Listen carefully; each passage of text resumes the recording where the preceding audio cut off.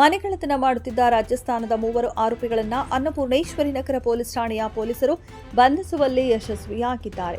ಬೈರೇಗೌಡ ಲೇಔಟ್ನ ನಿವಾಸಿಯೊಬ್ಬರ ಮನೆಯ ಬೀಗ ಮುರಿದು ಒಳನುಗ್ಗಿದ ಖದೀಮರು ಚಿನ್ನ ಮತ್ತು ಬೆಳ್ಳಿ ವಸ್ತುಗಳನ್ನು ಕಳವು ಮಾಡಿಕೊಂಡು ಪರಾರಿಯಾಗಿದ್ದರು. ಈ ಬಗ್ಗೆ ಮನೆ ಮಾಲೀಕರು ಅನ್ನಪೂರ್ಣೇಶ್ವರಿ ನಗರ ಪೊಲೀಸ್ ಠಾಣೆಯಲ್ಲಿ ದೂರನ್ನ ನೀಡುತ್ತಾರೆ.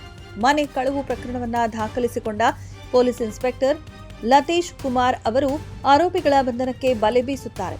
ತನಿಖೆಯನ್ನ ಕೈಗೊಂಡ ಪೊಲೀಸರು ಖಚಿತ ಮಾಹಿತಿಯ ಮೇರೆಗೆ ಒಂದು ತಂಡ ರಾಜಸ್ಥಾನಕ್ಕೆ ತೆರಳಿ ಅಲ್ಲಿನ ರಾಜನವಾಡಿ ಗ್ರಾಮದಲ್ಲಿ ಆರೋಪಿಯೊಬ್ಬರನ್ನ ಬಂಧಿಸಿ ವಿಚಾರಣೆ ನಡೆಸಿದಾಗ ಗುಜರಾತ್ನಲ್ಲಿ ಇನ್ನಿಬ್ಬರು ಇರುವುದಾಗಿ ಬಾಯ್ಬಿಟ್ಟಿದ್ದಾನೆ.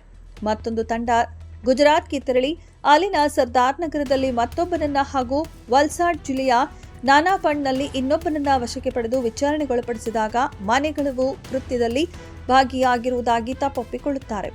ಬಂಧಿತ ಆರೋಪಿಗಳಿಂದ 33,50,000 ರೂಪಾಯಿ ಮೌಲ್ಯದ 187 ಗ್ರಾಂ ಚಿನ್ನಾಭರಣಗಳು, 1 ಕೆಜಿ 371 ಗ್ರಾಂ ಬೆಳ್ಳಿ ವಸ್ತುಗಳು ಹಾಗೂ ಕೃತ್ಯಕ್ಕೆ ಬಳಸಿದ್ದ ದ್ವಿಚಕ್ರ ವಾಹನವನ್ನು ಅನ್ನಪೂರ್ಣೇಶ್ವರಿ ನಗರ ಪೊಲೀಸ್ ಠಾಣೆಯ ಪೊಲೀಸರು ವಶಪಡಿಸಿಕೊಂಡಿದ್ದಾರೆ.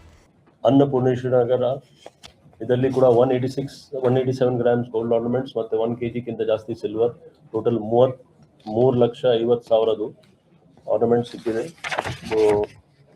ಇದರಲ್ಲಿ ಆ 3 ಜನ ಆರೋಪಿಯವರು, ಈ 3 ಜನ ರಾಜಸ್ಥಾನದವರು, ಮತ್ತೆ ಎಲ್ಲಿ ಅವರು HBT ಬೈ ಡೇ ಅಂದರೆ ಡೇ ಟೈಮಲ್ಲಿ ಒಂದು ಲಾಕ್ ಹೌಸ್ ಕಳ್ತನ ಮಾಡಿದರು. ಅವರು ಕೂಡ ಕಂಪ್ಲೇಂಟ್ ಕೂಡ ರಾಜಸ್ಥಾನದವರು ಅವರು ಅಬ್ಸರ್ವ್ ಮಾಡಿ ಇದು ಮಾಡಿದ್ದಾರೆ.